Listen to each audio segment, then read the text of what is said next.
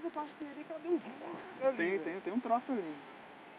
Um bagulho ali, eu não sei o que é, mano. Fica passando ali não, senão é perigoso achar. Então, eu passei por lá pra cá. Daqui a pouco você passa, ela fica assim no bagulho. Eu sei, caramba.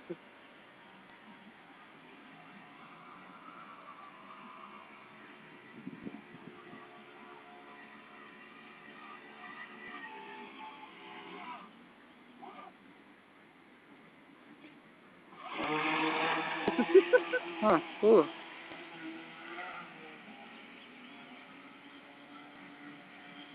Se eu for uma bateria de 2.800 mAh, peraí, que é o que o Speed aguenta, mas... Vai durar mais tempo. Mas ela também vai endoidar, né? Tem que ver quanto C, né? Tem que ser 15 e 20. 15 e 20 ou 20 e 30. Vai dar 10 minutos agora.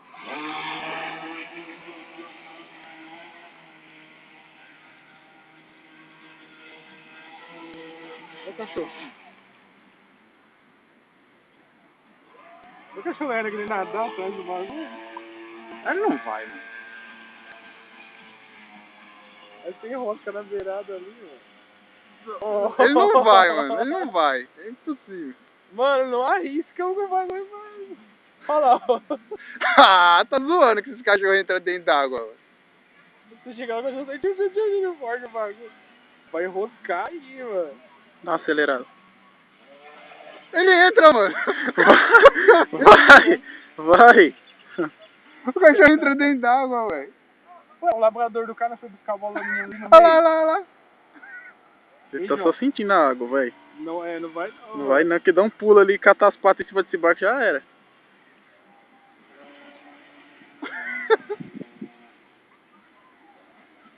É brincadeira, né? Tá fraco, hein? Tá.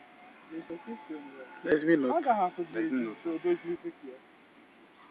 Tenta ver se encosta o bico nela. Você tem que ir mais longe. Você vai ficar rodeando, né? Picadinha é bom de mim. Legal que ela tá torta, ó. Na hora que eu vou lá encher água, eu vou assim, mas por que essa rocha tá não dá torta, mano? Mas assim, não, nada não. Aqui, bagulho. Ele vai perguntar isso com certeza. Pô, ela não pega. O bico é assim, ó.